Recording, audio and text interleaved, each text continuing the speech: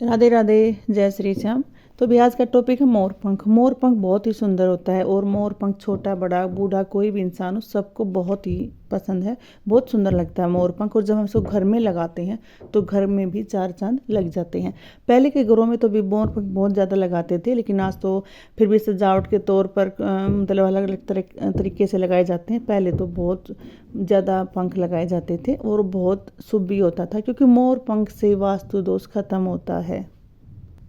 मोर पंख भाई जैसे नज़र उतारने के लिए, भगवान के मन प्रतिमा के लिए। और भाई मोर पंख का प्रयोग वशीकरण, कार्य सिद्धि, भूत बाधा, रोग मुक्ति और ग्रह बाधा, वास्तु दोष के निवारण के लिए भी मोर पंख का इस्तेमाल किया जाता है। और शास्त्रों में लिखा गया है कि भी मोर पंख को अगर हम घर के कुछ स्थानों पर लगा लेते हैं, रख लेते हैं, तो घर में सुख शांति बनी रहती है। घर में जो नकारात्मक होती है वो सकारात्मकता में बदल जाती है। घर का वातावरण अच्छा हो जाता है और जो बुरा समय चल रहा होता है वो बुरा समय निकल जाता है, अच्छा समय शुरू हो जाता है और धन की भी वृद्धि होती है। और भी मोर पंख को नवग्रहों की दुष्प्रभाव से बचने के लिए घर में रखा जाता है। लेकिन मोर पंख को हमें सही दिशा में लगाना चाहिए, सही दिशा में रखना चाहिए। और सही दिशा में मोर पंख रखने से आपकी किस्मत पलट सकती है, आपकी किस्मत चमक जाएगी। मोर पंख को ऐसे स्थान पर जरूर लगाएं जहां पर आने जाने वालों की नज़र पड़ती हो। सबकी जब जिस ऐसी जगह लगाते हैं जहाँ सबकी नज़र पड़ती है, तो इसमें ऐसा बोलते हैं कि भी जो भी नकारात्मक शक्ति होती है वो इससे नष्ट हो जाती है।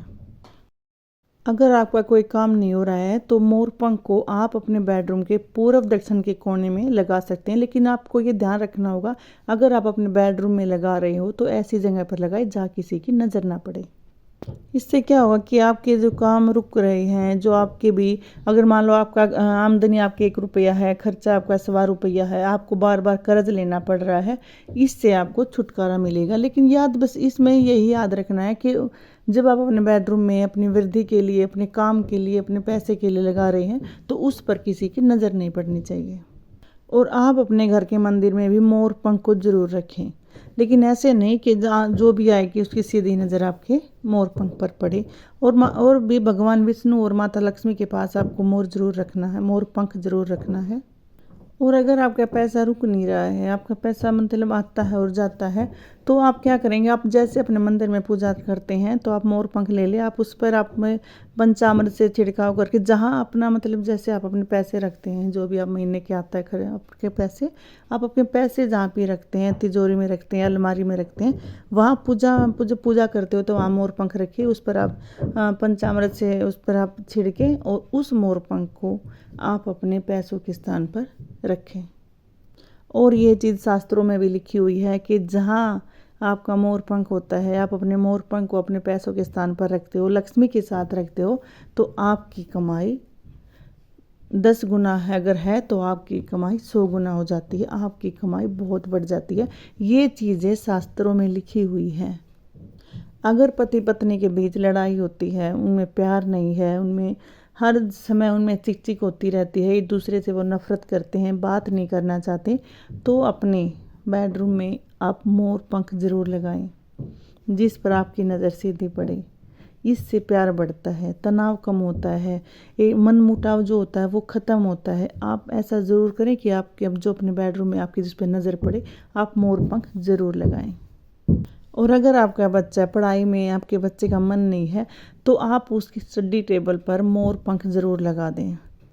जब भी उसकी नज़र मोर पंख पर पड़ेगी उसकी पढ़ाई में रुचि बढ़ती जाएगी। लेकिन याद रखिए, आप जहाँ जहाँ भी जिन जिन स्थानों पर मोर पंख रखना चाहते हैं, पहले उस मोर पंख को जब आप पूजा करते हैं तो वहाँ ज़रूर रखें, और पूजा करने के बाद उस स्थान पर आप मोर पंख को रखें। और हनुमान सिंदूर, जो हनुमान का सिंदूर होता है, उसको मोर पंख पर लगाकर अपने घर के दरवाजे के सामने लगा दें, सामने दरवाजे पर लगा दें। इससे क्या होगा, जो आपके शत्रु हैं वो आपसे दूर होते चले जाएंगे, क्योंकि वो तो दुश्मन है, वो जितना आपके करीब आएंगे आपको परेशान करेंगे। ऐसा करने से आपके दुश्मन आपसे दूर होते जाएंगे। और ऐसा करने से जब किसी की नज़र इस पे पड़ेगी तो आपका कोई दुश्मन नहीं बनेगा, और जो दुश्मन हैं आपके वो भी आपसे दोस्ती करना चाहेंगे, वो भी आपसे बात करना चाहेंगे। लेकिन आप ये ध्यान रखें कि आप जो भी करो वो शनिवार या मंगलवार को करना, तब इसका फ़ायदा मिलेगा। और ऐसे ही कोई मोर पंख भी जहाँ जहाँ रखना है मोर पंख लिया और वहाँ वहाँ रख दिया, ऐसा मत करना। पहले पूजा, जब आप पूजा करते हो, जो सुबह शाम जब आप पूजा करते हो उसमें आप मोर पंख लेना, और वहाँ से पूजा करने के बाद वहाँ पर हम पंचामृत से उस पर भी जल जल छिड़क कर तो आप तब उसको वहाँ पर रखना, तब आपको उसका फ़ायदा मिलेगा। और आपके घर के मंदिर में मोर पंख जरूर होना चाहिए, इस बात का आप ध्यान रखें। आपके घर के मंदिर में मोर पंख जरूर होना चाहिए, और कोशिश करें अपने घर में भी मोर पंख आप जरूर लगाएं, क्योंकि पहले के घरों में इतने मोर पंख, इतने सारे, बहुत जगह जगह मोर पंख हुआ करते थे। घर में लड़ाई नहीं होती थी, घर में मतलब बंटवारा नहीं होता था, कई भाई भाई एक साथ रहते थे। आजकल तो कोई ऐसा नहीं है, आजकल तो माँ बेटा भी है तो वो भी अलग खाना बना रहे हैं। ये पहले जो बड़े बूढ़े थे वो बहुत कुछ देखते थे, बहुत कुछ नॉलेज होती थी।